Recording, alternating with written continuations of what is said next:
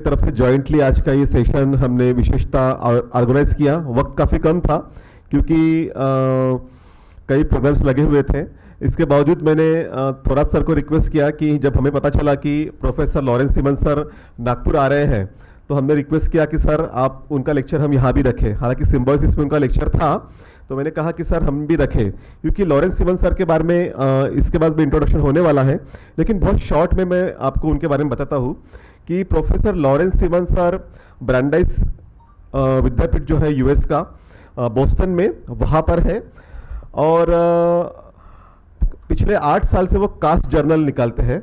Cast के issue को globalise करने में उनका अपना एक बहुत बड़ा रोल और बहुत बड़ा योगदान है और इन्हीं के कारण अमेरिका में विशेषतः विश्वविद्यालयों में जो कास्ट बैन हुआ है उसके ऊपर जो कानून आया है, इसका सबसे बड़ा श्रेय जो कानून जो आया है उसका प्रोफेसर लॉरेंस सिमन सर को है कि उनके प्रयास के कारण वहाँ पे कास्ट बेस्ड डिस्क्रिमिनेशन जो हमारे युवाओं को होता था वो अब रुक गया है कानून के जरिए। दूसरी इंपॉर्टेंट बात कि भारत से लगभग 100 से अधिक विद्यार्थियों को उन्होंने स्कॉलरशिप दी है अमेरिका में पढ़ने के लिए, विशेषतः ब्रांडाइज विद्यापीठ में पढ़ने के लिए। और वो कोशिश करते हैं, वो हर साल जब भारत में आते हैं तो भारत से ऐसे युवाओं को चयनित करते हैं कि वो अमेरिका जाए और अमेरिका में जाके वो पढ़े और इसके लिए वो हमेशा यहाँ के युवाओं को प्रेरित करते रहते हैं। और इम्पोर्टेंट बात यह है कि बाबा साहब डॉक्टर अम्बेडकर के ऊपर हर 2 वर्ष के बाद वो इंटरनेशनल कॉन्फ्रेंस का आयोजन अमेरिका में करते हैं और ये सबसे बड़ा एक महत्वपूर्ण उनका योगदान भी है। पिछले वर्ष मुझे भी जाने का मौका मिला था, सर ने मुझे भी इनवाइट किया था थोड़ा सर के माध्यम से और वहाँ पर चीफ जस्टिस उस वक्त के थे, वो भी वहाँ पर आए थे और समूचे देश दुनिया से लोग वहाँ पर आए थे, तो काफ़ी अच्छा आयोजन वहाँ पे वो हुआ था। तो और महत्वपूर्ण बात यह है कि वर्ल्ड जूइश जो एसोसिएट फाउंडेशन है उसके प्रोफेसर सर जो है अध्यक्ष है। तो आज उन्होंने रिक्वेस्ट जो हमारी थी उसको माना और आज वो हमारे बीच में आए हैं। वो शुरू में अपनी बात रखेंगे और उसके बाद थोड़ा सर जो है अपना समअप भी उसके संदर्भ में करेंगे, हिंदी में विशेषता थोड़ा वो बताएंगे अपने को। तो मैं बहुत बहुत धन्यवाद अदा करता हूँ। तो आज का प्रयोजन यही था कि इतने बड़े व्यक्ति इंटरनेशनल लेवल पे अम्बेडकरेट थॉट्स को आगे बढ़ाने में बहुत बड़ा योगदान उनका रहा है, बहुत ज़्यादा योगदान उनका रहा है और ऐसे व्यक्ति जब नागपुर में आते हैं तो आप हम सबकी जिम्मेदारी होती है कि उनको सुने और उनका जो कार्य है उसको भी हम जाने समझे। तो इसी के साथ मैं अपने प्रास्ताविक को विराम देता हूँ। धन्यवाद, थैंक्स।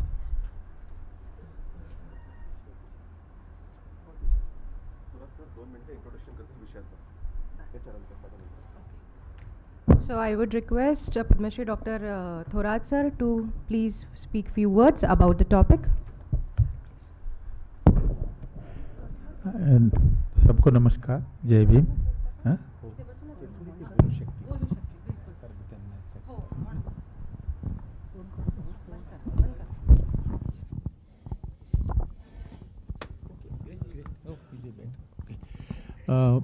मैं सबको जय भीम। मैं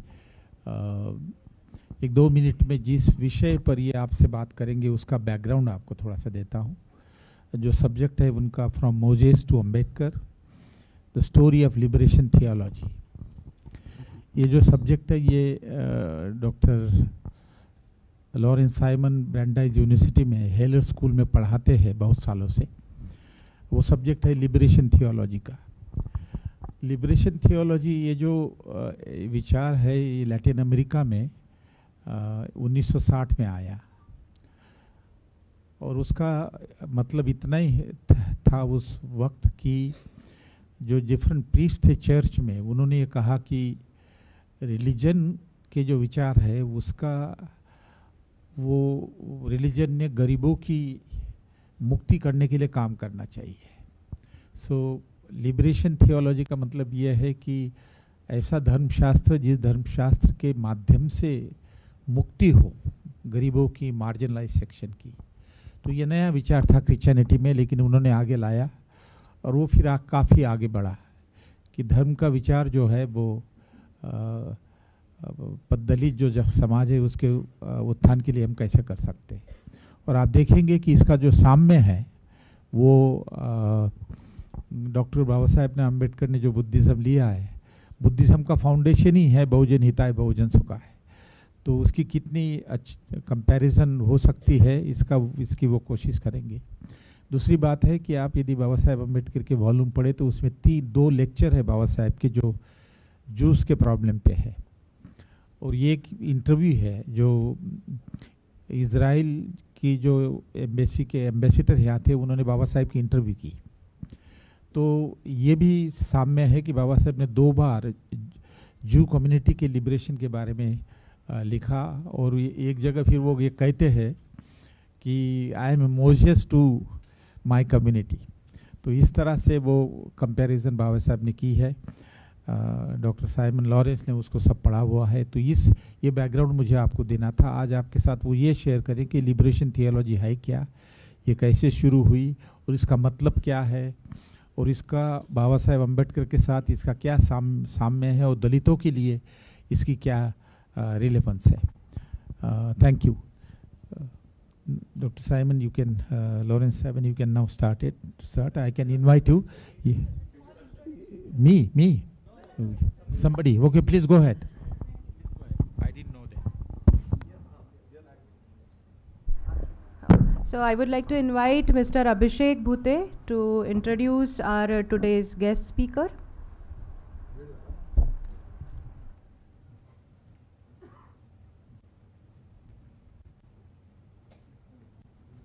Hello. Good evening. Good evening all. Respected Professor Laurence Simon sir is Professor of International Development at Brandeis University's Heller School for Social Policy and Management. He founded the graduate programs in Sustainable International Development (SID) in 1993 and served as its director for 20 years through August 2014. In that time, SID grew to become the largest development studies program in the United States with 200 graduate students from over 50 countries annually and recognized globally for its innovative interdisciplinary curriculum. He also serves as co-chair of the PhD in Global Health and Development. Dr. Simon served as the Associate Dean for Academic Planning from 2003 until September 2009 and created new degree programs in international health policy and management among others. His research and teaching center on critical issues in global poverty, and he is writing on psychological and cultural barriers to social change and on the role of social movements in development. Currently, Simon leads research teams on 2 main problems in development: the nexus between social exclusion and poverty within countries, and community adaptations for mitigating the effect of climate change among vulnerable populations. In 2007, he took a leave from Brandeis to serve as the Senior Advisor on Global Poverty to the Executive Director of the Google Foundation. He has also been a visiting scholar at the Freeman Spogli Institute for International Studies at Stanford University. In the late 1970s, Dr. Simon was a program director for Oxfam America and launched its work in Central America and the Caribbean. Later, as Oxfam's first director for policy analysis, he helped users in an era when major NGOs look critically at aid and development policy. His research efforts in 1981 on the impact on the US finance El Salvador agrarian reform prompted a major investigation by the New York Times that resulted in congressional hearings. Since then, he has lectured widely in the United States, Europe and Asia on problems of landlessness and agrarian repression. Dr. Simon created the American Jewish World Service (AJWS) in 1984 and was its founding president until June 1989. During his AJWS years and beyond, Dr. Simon collaborated with Israeli scientists Dr. Shomlo Navarro and Jonathan Donaye and the American disaster mitigation specialist Frederick Siccani of Interact, which resulted in sweeping technological innovation in the way emergency relief and development grain storage is handled. Simon directed the establishment and monitoring of UN World Programme field trials for elimination of losses of emergency grain en route to or in areas of famine. This work led to his founding of Grain Protection International, an NGO, and with Fred Cunney founded Grainpro Inc., which is today the leader in the hermetic storage, which completely eliminates chemical insecticides and ozone depleting gases. At the request of Soros Foundation, the International Rescue Committee and Interact, Dr. Simon worked on Sarajevo relief during the Serbian siege of the city, assisting Fred Cunney to design and implement emergency winterization programs. Their major effort was the construction of a below-ground water treatment plant that provided the only potable water for that city during the war. His close colleague, Fred Cunney, was killed on another Soros mission 2 years later in Chechnya. In 1990 and 1991, Dr. Simon served as the resident strategic planner and evaluation officer for a joint United Nations development program, World Bank National Poverty Alleviation Program in Sri Lanka. He has also been an advisor to the World Bank on reform. His early career was at the City University of New York, where he taught in programs to raise the academic skills of students from disadvantaged and minority communities. He taught at Fordham University, where he served as assistant to the dean and administrated the Third World Institute, where he began his association with the Brazilian social theorist Paulo Freire. Laurence Simon earned the doctorate from the School of Geography at Clark University, where he had previously received Masters in International Development. In 1997, the University of Judaism, now American Jewish University, conferred upon him the Doctorate of Human Letters honoris causa. He also has studied philosophy and political theory at the New School for Social Research in New York under Horace Kalin, Hans Jonas, and Hannah Arendt. Thank you so much. Thank you, Abhishek. I must say that that you were successful in summarizing Sir's such a vast and huge work. Now I would request today's speaker, Professor Simon, to please address the gathering.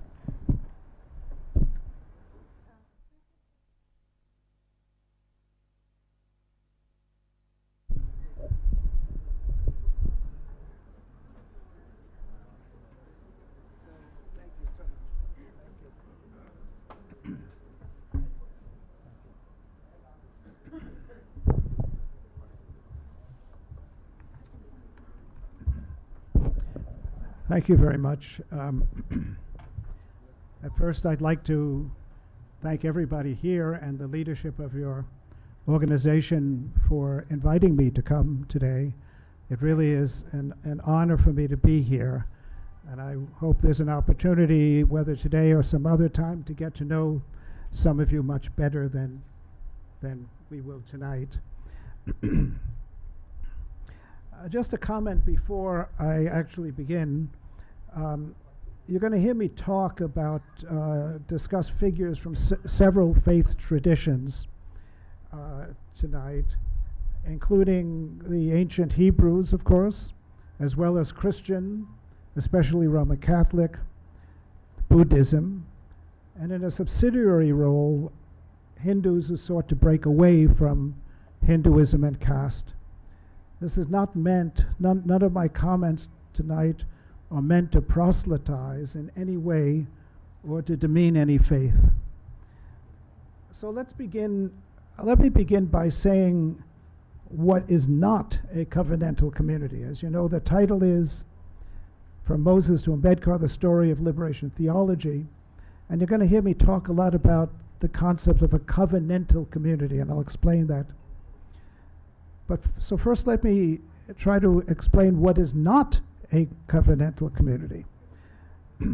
As you know far, far, far better than I could possibly, a caste system, of course, is an ancient form of social distinction among hereditary classes, with some inheriting exclusive privileges sanctioned by law, custom, or religion.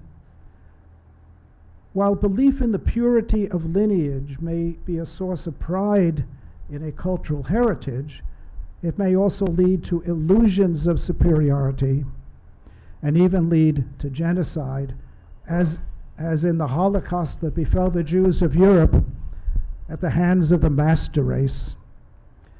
The indigenous peoples of the Americas were subjected to such concepts of purity of race and suffered genocide at the hands of European settlers. The concept of purity can evolve into rigid social hierarchies of privilege and pseudospeciation. Pseudospeciation is a term first used by the American psychologist Erik Erikson to describe marginalized groups considered so inferior that they have become distinct subpar species in the eyes of the oppressors. They become the other.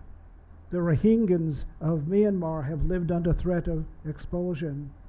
Blacks in apartheid states of Africa lived as a pseudospecies, providing cheap labor and forced off Arab lands. The Jews of Imperial Russia were confined to the Pale of Settlement, where most lived in the poverty of their little towns, known as shtetls, subjected to routinized violence and limited to Jewish quotas for education. The Roman Catholic Church turned a blind eye worse to this persecution of Jews even during the Holocaust. Resurgent communal violence against Muslims in Sri Lanka, as in Myanmar, is today led by radical Buddhist clergy and lay people. The Roma people of Europe and the African American may live in multi-faith democracies, but racism against them persists. These are all caste-like social oppressions, often based in the origin myths of diverse peoples and faiths. Thank you. In countries with caste-bound poverty and inequality, social movements with religious leaders in the forefront have been an essential part of societal change for inclusive development. The Anglican Archbishop Desmond Tutu may have been the most recognizable and beloved figure internationally, yet many members of the South African clergy risked their lives to oppose apartheid. Rabbi Ben Isaacson was a modern-day prophet who, as an early anti-apartheid leader, lived under death threat, police harassment, and then a long but vocal exile in Zimbabwe, where I got to know him. For others, such opposition came slowly out of fear of retribution, or in the case of the Dutch Reformed Church, the major church of the Afrikaner population, it required a soul-searching overhaul of their beliefs. I'm going to quote from the South African Truth and Reconciliation Committee report of 1988 briefly. It said, "Some of the major Christian churches gave their blessing to the system of apartheid, and many of its early proponents prided themselves in being Christians. Indeed, the system of apartheid was regarded as stemming from the mission of the church. Religious communities also suffered under apartheid. Their activities were disrupted, their leaders persecuted, their land taken away. Churches, mosques, synagogues, and temples, often divided amongst themselves, spawned many of apartheid's strongest foes, motivated by values and norms coming from their particular faith traditions." The Reverend Martin Luther King Jr. marched and went to jail with Christian and non-Christian faith leaders of the United States of America. He carried in his pocket a book called The Prophets, a book written by Rabbi Abraham Joshua Heschel. Clergy and theologians have been among the leadership of almost all social movements for equality in the United States, from the abolitionists against slavery in the mid-1800s to the anti-poverty moral revival movement today led by the charismatic Reverend William J. Barber and Reverend Liz Theoharis. I myself witnessed firsthand the rise of the most sweeping social justice movement in Latin American history, that of liberation theology, involving thousands of Roman Catholic priests, sisters, and lay leaders with village-based comunidades de base, based Christian communities in the study of the Bible. Across many nations, often illiterate peasants and workers sat together to reflect on the social gospel of Jesus in the context of their intergenerational poverty, their increasing landlessness and oppression, and in contrast to the hereditary privilege of landed elites. I therefore ask you about the lack of religious leadership against caste in the major faith of India that would be necessary for a theology of liberation to address the causal relationship between caste and poverty. We start then with the creation of the theology of liberation in the story of Moses that has been carried through the ages and across cultures, from Moses of the Old Testament to the American slave spiritual, that's fine, thank you, to the American slave spiritual, go down Moses, way down in Egypt land, tell old pharaohs to let my people go. For centuries, the Exodus story has been cited in Jewish homes for the American Seder, a dinner commemorating the Passover, the Exodus. It begins with, "This is the bread of affliction, which our ancestors ate in the land of Mitzrayim," that is Hebrew for Egypt. "All who are hungry, let them enter and eat. All who are in need, let them come celebrate Passover. Now we are enslaved, next year we will be free." This is a dinner that has been going on for thousands of years to commemorate the Exodus from Egypt. The story of Exodus of the Israelites from slavery in Egypt to the Promised Land has been described as an inexhaustible light for others oppressed. That light emanated from what was called the covenant with God, which continued through Christianity, the covenant that Moses brought down from Mount Sinai, the Ten Commandments, was first between God and Israel, and the second between God and mankind at large. It seeded the stirrings of discontent among peoples indoctrinated to accept their fated lowly place. It shone a light on a path that, though haltingly, led Moses to climb the mountain and to bring a higher purpose to his people. The story has taken on such life, for it is more than an escape from slavery. It is a story of being lost, far deeper than the boundaries of a desert. It is a story of a people without a guide, without a vision of authentic freedom that can only be achieved by the breaking of the shackles of the mind. It is a story of a journey from dissolution to peoplehood, connected by the eternal values of obligation and responsibility, not in a graded hierarchy, but in radical equality.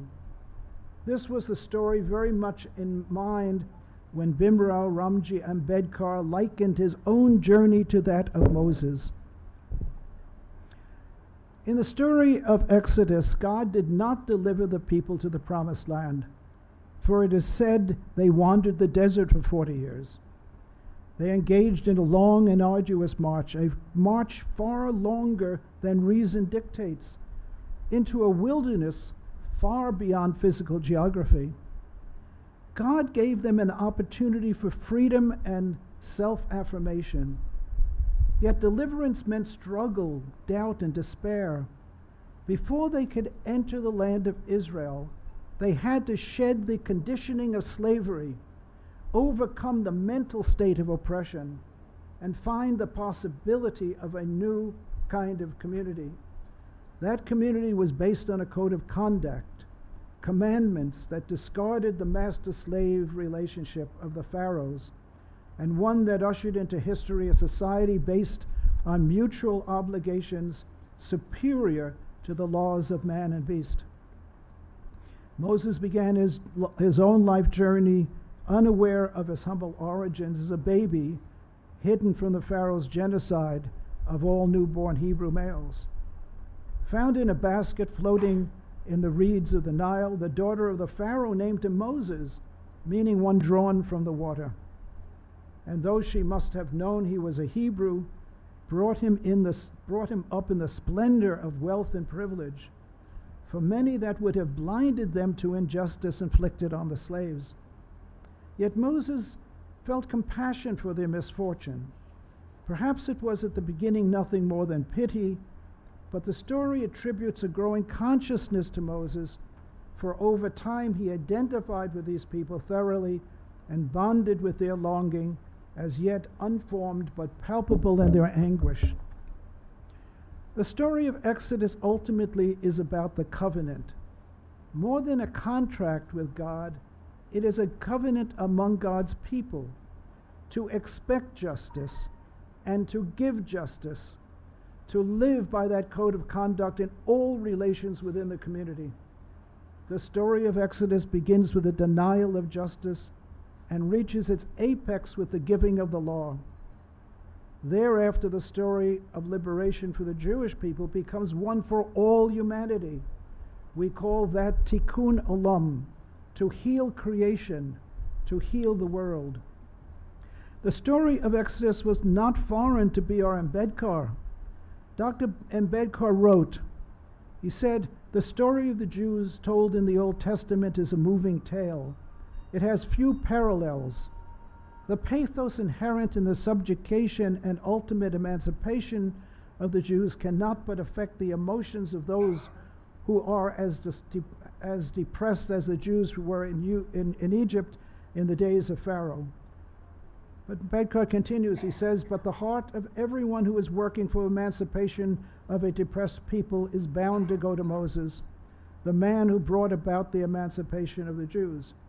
I confess," Ambedkar says, "that if anything sustains me in my efforts to emancipate the depressed classes, it is the story of Moses undertaking the thankless but noble task of leading Jews out of their captivity." On August 14, 1931, Ambedkar had his first meeting with Mahatma Gandhi and brings up the idea of a homeland. "Gandhiji, I have no homeland," he says. Gandhi mildly rebukes him and says, "You have a homeland. I know you to be a patriot of sterling worth." And like Moses, Ambedkar pleads the case of his people. He said, "How can I call this land my homeland and this religion my own, wherein we are treated worse than cats and dogs, wherein we cannot get water to drink? No self-respecting, untouchable, worth the name will be proud of this land." You see, for Moses, the promised land could only be found through an awakening to a covenantal community. Ambedkar, I think, had a similar task to bring his people out of the endless oppression of submission to oppression to awareness of their full humanity. Ambedkar, 2 years before his death, stresses the same urgent need. Ours is a battle not for wealth or for power. It is a battle for freedom. It is a battle for the reclamation of human personality. That is what Moses was trying to do too. Only then would they know a homeland. The story of Exodus and the laws of Moses stand in stark contrast to the laws of Manu and to the ages that followed and justified the social divisions of caste as a recurring reality in a cosmic scheme of birth and rebirth that only allows a corruption of justice as lifelong punishment or reward. Many religions in their histories have been both oppressor and oppressed.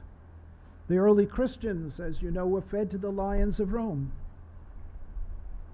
Roman Catholic priests rode into South America with the conquistadors that unleashed centuries of genocide and slavery.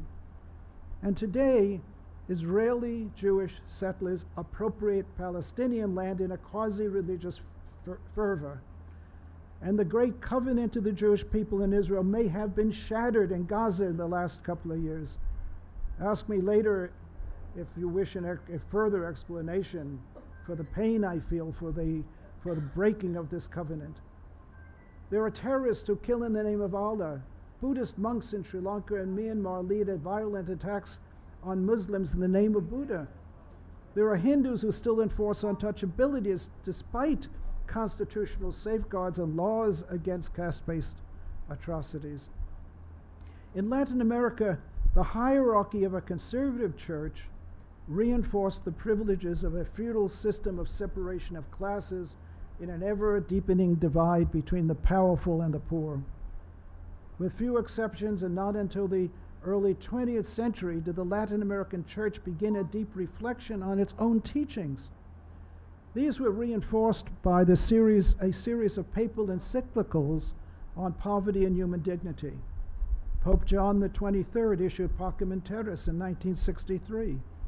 The encyclical opens with peace on earth, which man throughout the ages has so longed for and sought after, can never be established, never guaranteed, except by the diligent observance of the divinely established order. Yet the divinely established order of the encyclical is not the division of men and women into qualities that determine their rights and obligations. In contrast, Pope John XXIII gives guidance to the faithful on safeguarding the personal freedom, dignity, and potential of all people on earth. He speaks of the inadequacy of institutions and customs and calls for the integration of faith and action based on love of all people. Francis, the first pope from Latin America and deeply steeped in liberation theology on his continent, continues the teaching on love and truth in social relations. In 2013, Pope Francis issued the Lumen Fidei. And I quote it briefly. The Pope says, "The truth we seek, the truth that gives meaning to our journey through life, enlightens us whenever we are touched by love. One who loves realizes that love is the experience of truth, that it opens our eyes to see reality in a new way, in union with the beloved. In this sense," he says, St. Gregory the Great could write that love is itself a kind of knowledge possessed by its own logic. It is a relational way of viewing the world, which then becomes a form of shared knowledge, vision through the eyes of another, and shared vision of all that exists. Similarly important is the link between faith and the Decalogue in the Catholic Church. The Decalogue is their name for the Ten Commandments. Faith, as we have said, takes the form of a journey, a path to be followed, which begins with an encounter with the living God. It is in the light of faith, of complete entrustment to the God who saves, that the Ten Commandments take on the deepest truth, as seen in the words which introduce them. "I am the Lord your God who brought you out of the land of Egypt." The Decalogue is not a set of negative commands, but concrete directions for emerging from the desert of the selfish and self-enclosed ego, in order to begin the dialogue into a dialogue with God, to be embraced by His mercy, and then to bring that mercy to others. Even before the 1968 Medellin Conference of Bishops in Medellin, Colombia, issued the revolutionary break between the Latin American church and the landed oligarchs, a movement of priests and sisters bolstered by Latin American theologians called for solidarity with the outcasts of their societies. The Catholic theologians of social liberation had a different challenge than the reformers of Hinduism. First, they believed fervently that the teachings of Jesus were consistent with the values of Exodus and the teachings of the Torah, the Jewish Bible. Liberation theologians believed that Jesus followed in the tradition of Jewish prophets with compassion for the poor and the hungry and righteous disdain for an uncaring rich. Second, Jesus' own words were definitive about human obligation. He spoke to his disciples at the Last Supper. He says in the Bible, "For I was hungered and you gave me meat. I was thirsty and you gave me drink. I was a stranger and you took me in. naked and ye clothed me. I was sick and you visited me. I was in prison and you came unto me. Then the disciples answered, somewhat in shock, Lord, when did we see thee hungry and fed thee, or thirsty and gave thee drink? When saw we thee a stranger and took thee in, or naked and clothed thee? Or when saw thee sick or in prison, or came unto thee? And the King, that is Jesus in the Bible, says, shall answer and say unto them, verily I say unto you, inasmuch as ye have done it unto the least of these my brethren, ye have done it unto me. He was identifying thoroughly with the poorest, most hungry child on earth. For a theology of liberation, this is the authentic meaning of the Eucharist. It is more than a ritual for the everyday person who comes to take the sacrament of bread and wine, to embrace the presence of Jesus. For Jesus called the bread he lifted at the Last Supper the bread of affliction, harking back knowingly to the Exodus, when the slaves hurriedly baked unleavened bread for their journey to liberation. The sacrament is a reminder of sacrifice and social justice. As you did it for the least of these my brethren, you did it to me. Hindu reformers have had a harder challenge. The foundational scriptures that shaped Hindu culture and society remain an impediment. I know there have been notable efforts at reforms within Indian and offshoots in Hinduism that tried to break free from caste itself. Does that offer hope for the present? Can the overwhelming dominance of today's religious culture in India evolve toward a covenantal society? Even in a Western nation, cultural legacies are hard to change. Even after 250 years of slavery in the United States, and over 400 years since the first slave ship docked at the colony of Virginia, after a constitutional amendment, another 100 years of discriminatory laws in many southern states, federal civil rights acts, and Supreme Court decisions overturning laws of separation of races, racism in America still exists. And racism is not that different from casteism. In India and wherever caste culture still exists, no religious or spiritual awakening has occurred on the scale necessary to finally rid India of its original sin. Ambedkar's social movement in the first half of the 20th century remains the most enduring of these efforts. He was benefited by and contributed to the emerging norms of human rights throughout the world and their articulation in high-level political forums such as the United Nations General Assembly adoption of the Universal Declaration of Human Rights in 1948. Nevertheless, Dr. Ambedkar's work was met with the resistance of an entrenched culture. And while the movement he led hoped beyond hope for a reformation of Hinduism, he called for its demise. And there is no figure in modern Indian history who did more to create a covenantal community among the oppressed than Dr. Ambedkar. For Ambedkar, a transformation must take place within the Hindu worldview, or Hinduism risks alienation from modern societies. Yet it remains the dominant culture and has morphed into a political ideology. To tame it in the name of freedom requires a personal and social transformation of greater proportions, affecting not only the oppressed, but the oppressor in a quest for a common humanity. Both Ambedkar and the Latin American theologians of liberation believed their societies exhibited a social pathology. That pathology was found not only in the obscene attitudes of the oppressor, that pathology was also seen among the poor, in whom the weight of oppression had created a veil of piousness. The phase of the anti-caste movement today, called Dalit assertion, is a dramatic result of Ambedkar's mission, for it challenges the piousness and humility forced upon and conditioned by the overwhelming pressure of dependency within a dominant culture that dehumanizes and subjugates. Secondly, they believe that religions must confront their past in order to heal society.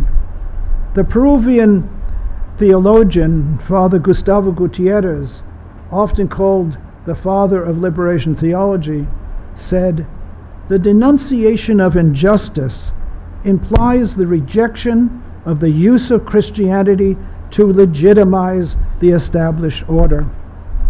He goes on to say, "But the poor person does not exist as an inescapable fact of destiny. His or her existence is not politically neutral, and it is not ethically innocent. The poor," Father Gutierrez continues, "the poor are a byproduct of the system in which we live and for which we are responsible. They are marginalized by our social and cultural world. They are oppressed, exploited proletariat, robbed of the fruit of their labor, and despoiled of their humanity. Hence, the poverty of the poor is not a call to generous relief action, but a demand that we go and build a different social order." The Dutch Reformed Church of South Africa that I mentioned already, the major church of the Afrikaner people, taught for years the biblical justification of racial apartheid. As the anti-apartheid movement gained strength, it prompted their religious leaders to look inward, to search their souls and their understanding of their God. And they issued a deeply reflective apology to the black population of their country and embraced the liberation of all South Africans. Pope John II, as leader of the Roman Catholics, asked forgiveness for the sins and crimes committed in the name of his faith, with special reference to the persecution of Protestants, for the crimes of the Crusaders. He has asked forgiveness for the abuses of Europe's colonial era proselytizing around the world. He has voiced regret at the Church's repression of Galileo. And the Pope was the first to visit a synagogue, and the Catholic bishops of Germany, Poland, Hungary, and France have apologized for their failure of their churches to oppose the Holocaust. To find the basis for a theology of liberation within the scriptural foundations and subsequent evolution of Hinduism, a respected leadership would have to emerge to speak directly to the destructive nature of caste and varna. Hinduism is highly decentralized, and there is no forum analogous to the Roman Catholic Vatican councils or the regional conferences of bishops. Yet the movement for liberation theology in Latin America began with scholars and activist priests and sisters, and the nurturing of many thousands of base Christian communities to study the social gospel of Jesus in the training of Hindu priests, monks, and other religious vocations would be needed to engage high and low caste communities in a similar effort of reflection and spiritual awakening to authentic social justice. Dr. Ambedkar did not believe it would ever happen.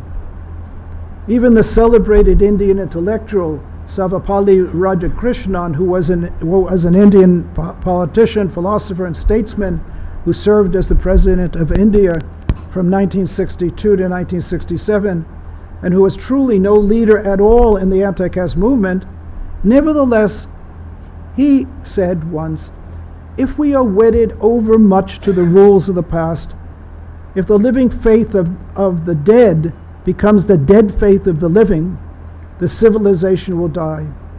We must make rational changes. If an organism loses the strength to excrete its own waste, it perishes. We cannot restore the practices of the Vedic period, for that would be to deny the dialectic of history," he says. "In the history of every community, a time comes when radical changes in the social order are obligatory if the community is to exist as a living force and continue progress. We must purge," he says, "society of man-made inequalities and injustices and provide for all equality of opportunity for personal well-being and development." He goes on to say, today we would be acting in the spirit of the Hindu tradition if those well versed in our culture and keen on preserving the spirit bring about radical changes in our social organization. In India, we cannot wipe the slate clean and write a new gospel on virgin surface. We have changed so often in the past that a mere change does not disturb the spirit of the religion. Some of our institutions have become formidable obstacles to social justice and economic well-being, and we must strive to remove those obstacles, fight the forces which maintain superstition and transform the mind of the people. So let me conclude in this way. Of the reformers of Brahmanism, Buddhism is seen today as the most promising for a theology of liberation for India. Yet the chances of a massive revival of Buddhism in India perhaps seems fanciful. Ambedkar was prescient in creating a new space outside of Hinduism for the future anti-caste leaders. Within Hinduism, they would remain untouchable by the larger culture.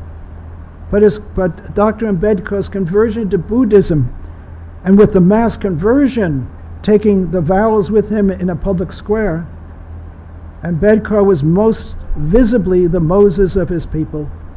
In the space of 22 vows echoed by his people, he created the covenantal community as their spiritual homeland. Born in the 6th century before the Common Era, at what is today the frontier of India and Nepal, Buddha may not have led an overt social movement, yet his teachings implicitly created the potential for a new social landscape, renunciation of man's social order, and an affirmation of an ascetic brotherhood that transcended the taboos of society would in itself have been a stunning psychological liberation for the postulants, especially as most of the early adherents were high castes. Dr. Ambedkar wrote in Prologue of Annihilation of Caste that it is not possible to break caste without annihilating the religious notions on which the caste system is founded. So finally, let me say that for Ambedkar, humanization was an act of conversion to Buddhism, and for his freedom to reject a state of mind. Ambedkar stands between Buddha and Moses, in my view. One represents the teaching of the Metta Sutta, the Buddhist practice of radiating kindness to all sentient beings without distinction. The other represents the giving of the law for a new and just social order. Ambedkar, like Moses, did not reach the promised land. Yet the values of the Exodus are alive in the Ambedkarite movement, insisting on the humanization of the oppressed and through the building of a new form of covenantal and Buddhist community in a secular and democratic India. Thank you.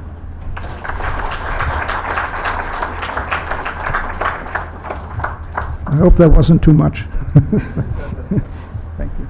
I have to say that. Thank you, sir, for introducing us and enlightening us on the liberation theology.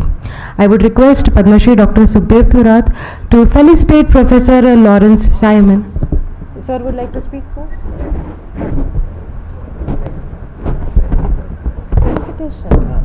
Okay. Pardon. I would request Mr. Aman Kamre and Dr. T.N. Hazare to felicitate Professor Laurence Simon as a token of our love and gratitude.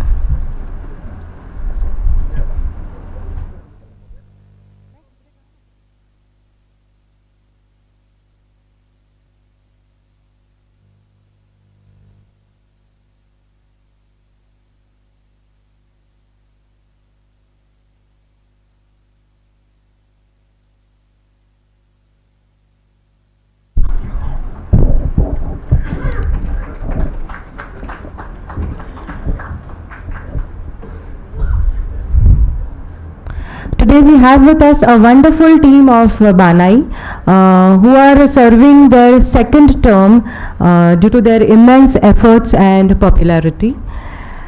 I would request Padma Shri Dr. Thorat sir to felicitate Engineer Arvind Giram, President of Banai, and Engineer Jayant Ingre, Secretary Banai, for their work.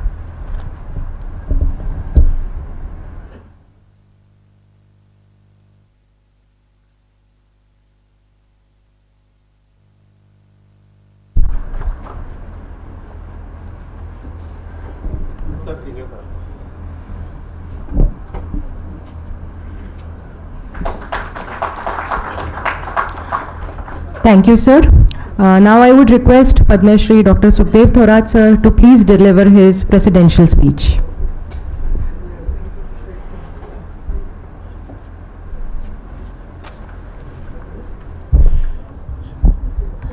सबको जय Bhim.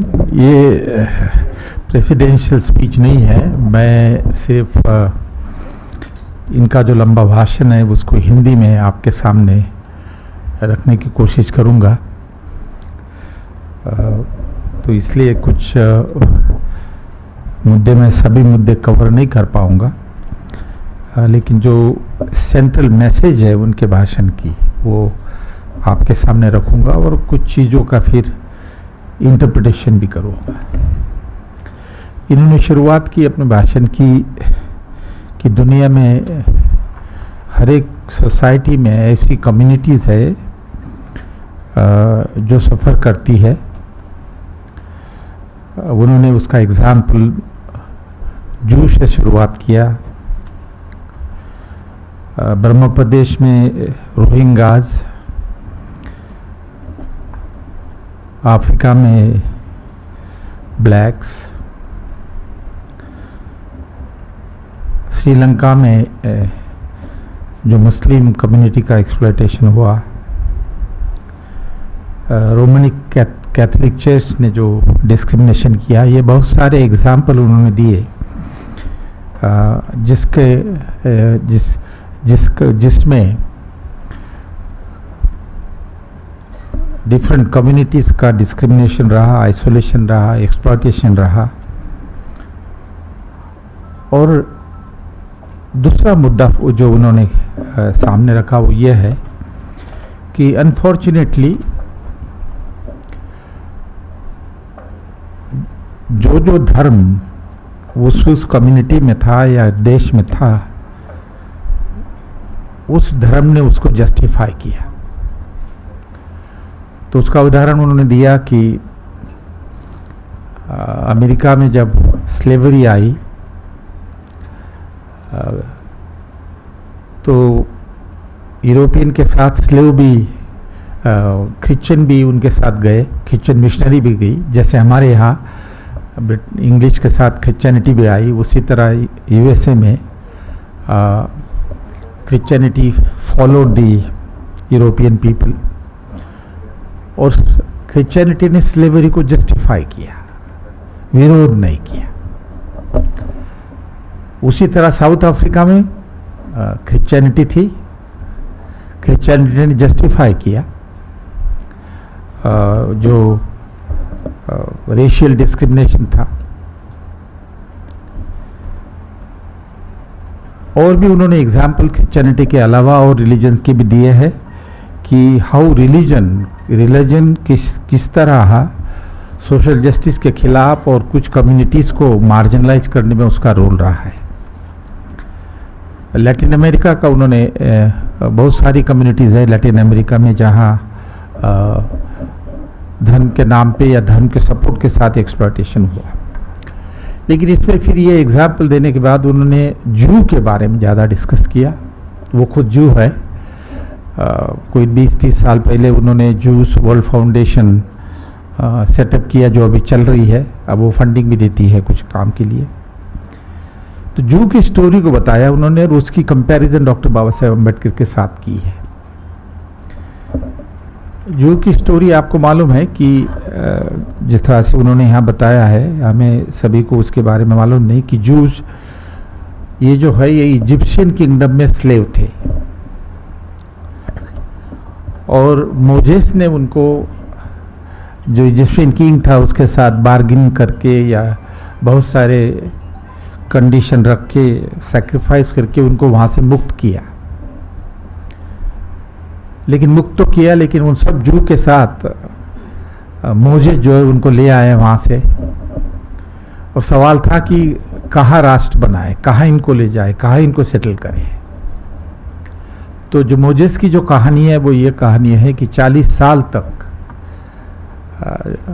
Moses जो घूमता रहा अपने homeland के लिए, और उसी बीच फिर फ्रस्ट्रेशन में कहिए या और रीजन की वजह से कहिए, he try to develop link with the god कि हमें इसमें से आप बचा लो।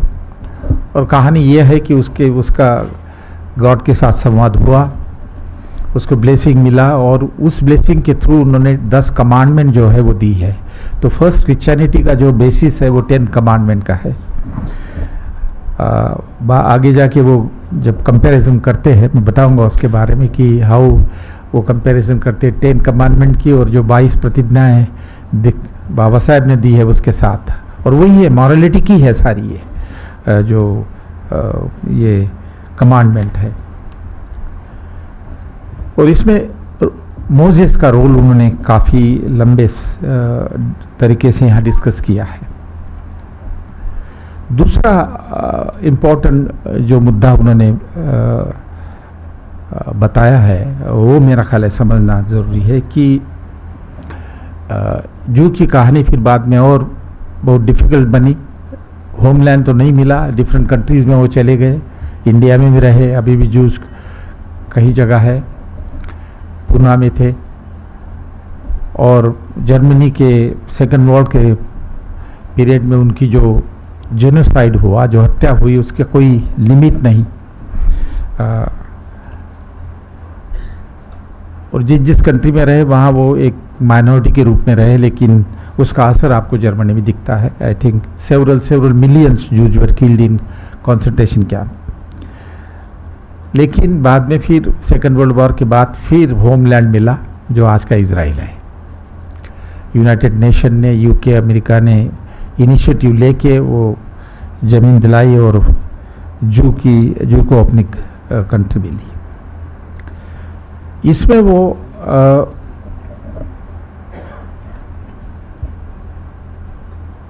रिलीजन का जो पॉजिटिव रोल है उसका वो हिस्सा बाद में लाते हैं हमारे सामने, और मेरा ख्याल है वो बहुत इंपॉर्टेंट है।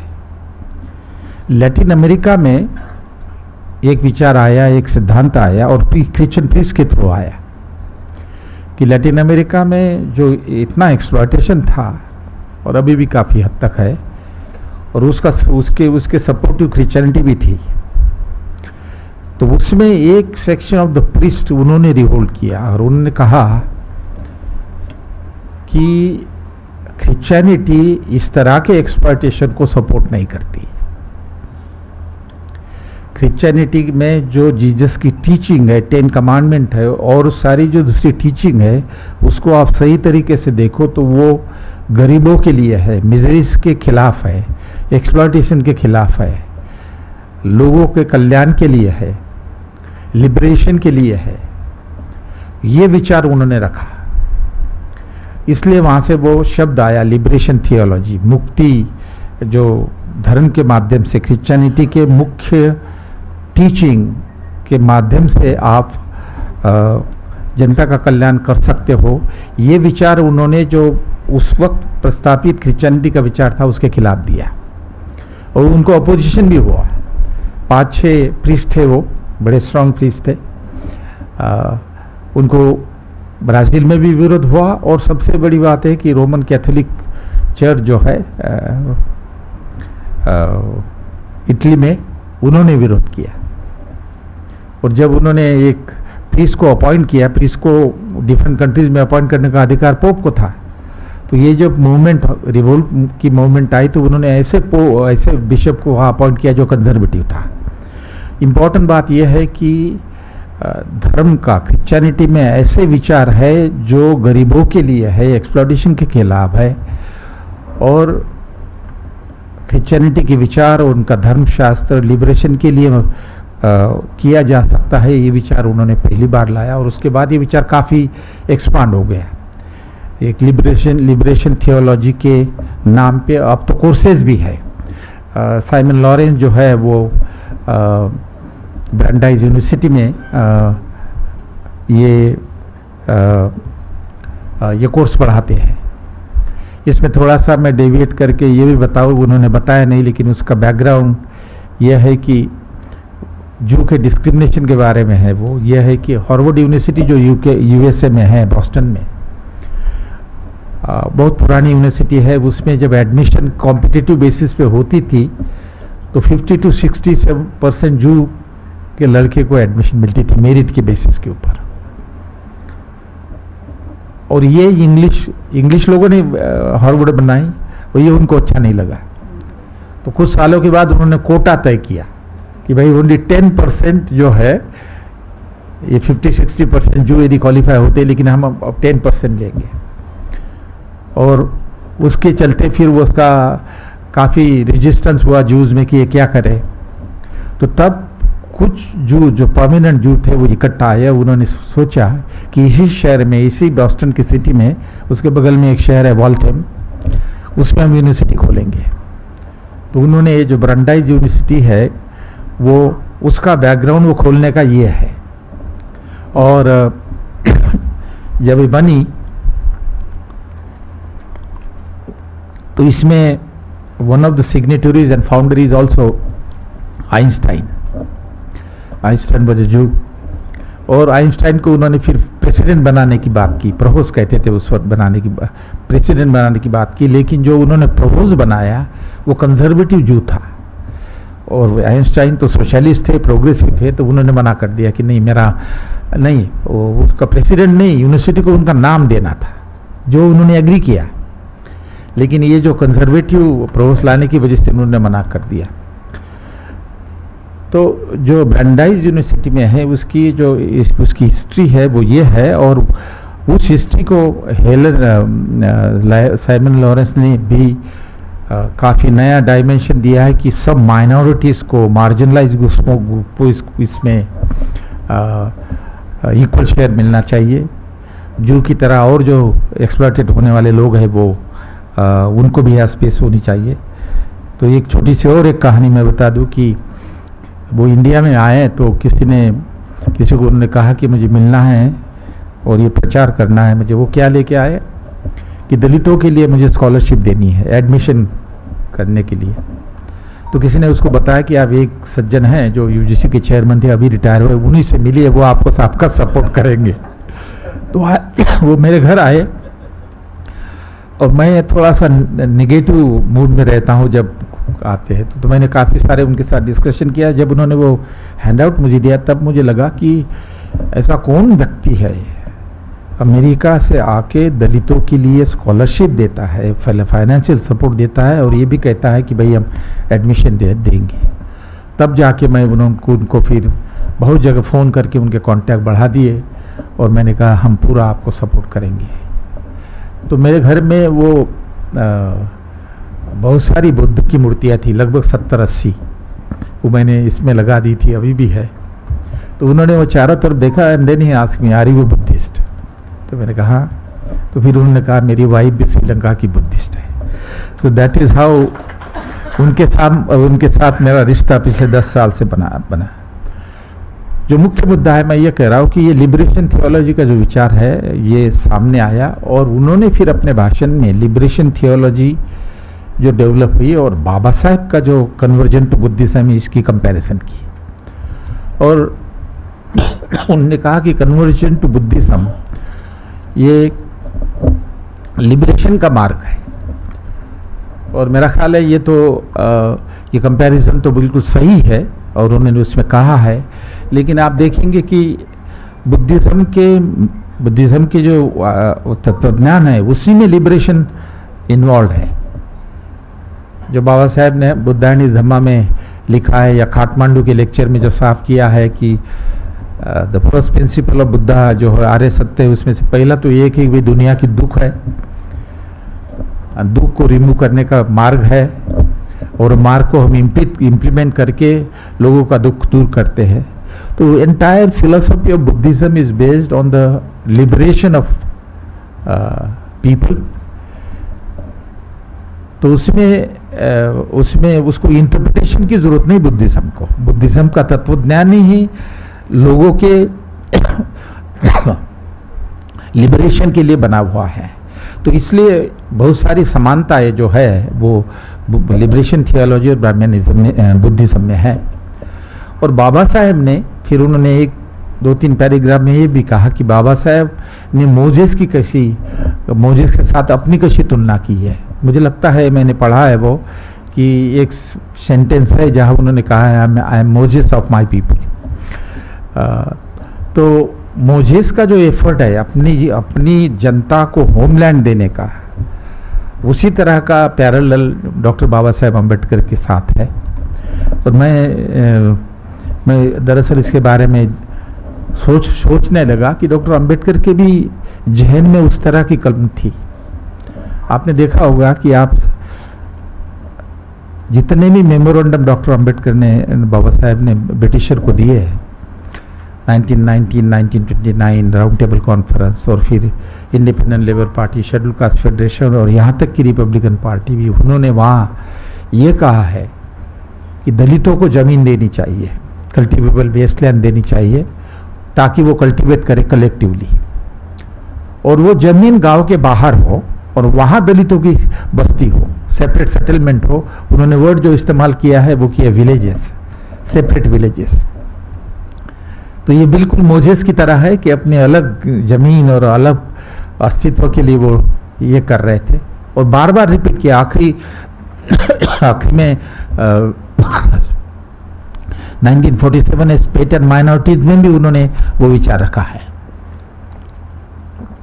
कि दलितों को, शेड्यूल कास्ट को, अनटचेबल को अलग से जमीन देके वो अपनी जमीन पे खेत करे और वो हाई कास्ट लोकेलिटी से दूर हो। और एक बड़ा पावरफुल वर्ड उन्होंने इस्तेमाल किया कि सेपरेट सेटलमेंट के करके उनको इंडिपेंडेंट मीन्स ऑफ प्रोडक्शन देके you disconnect them from the high cast in the village, ताकि जो डिपेंडेंस है शेड्यूल कास्ट का ऊंची जाति के ऊपर, उससे जो एक्सप्लॉयटेशन होता है वो खत्म हो जाए।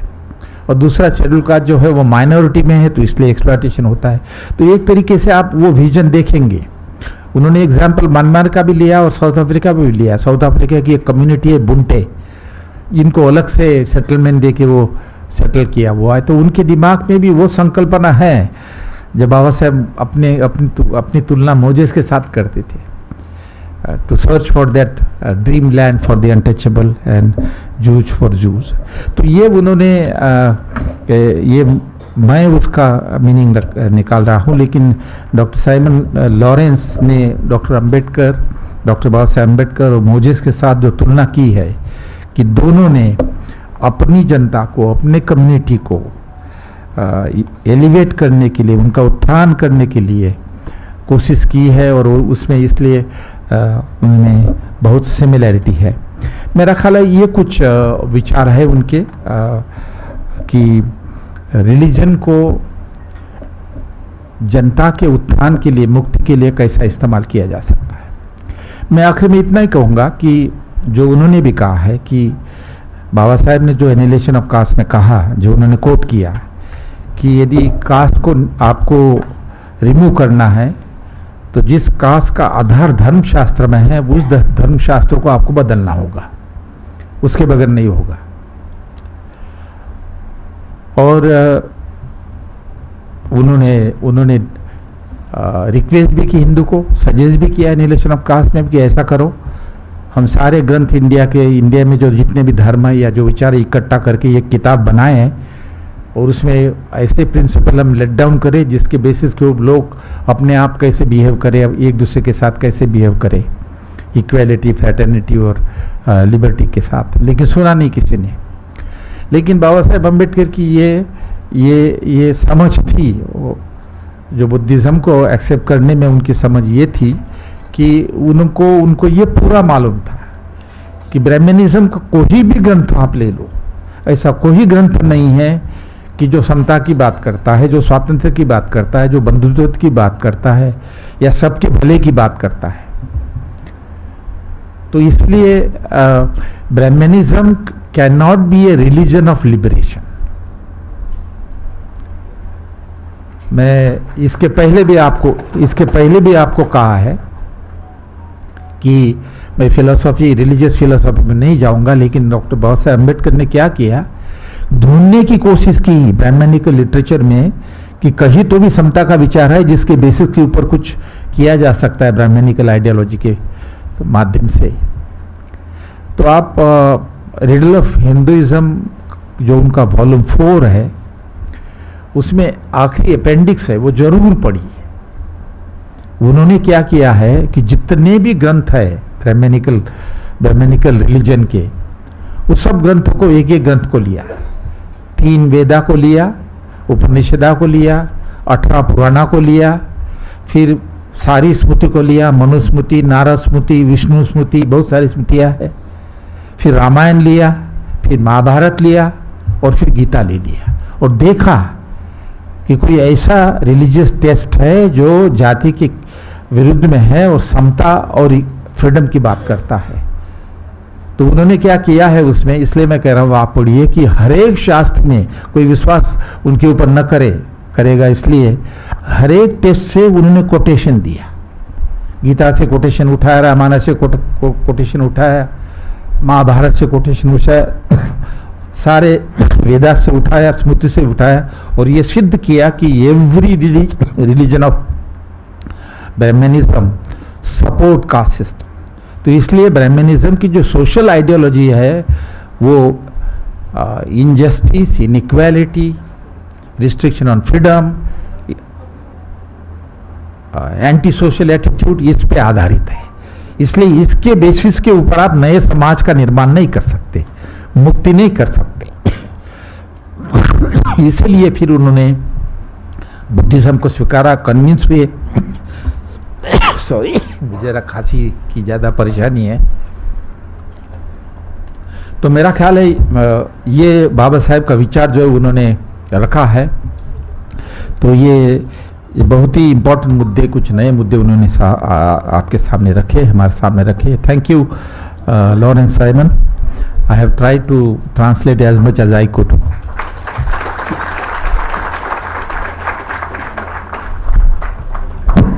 Thank you so much, sir, for simplifying the theology of liberation in such a beautiful manner. Now I would request Engineer Jayant Ingre, Secretary Banai, to propose vote of thanks.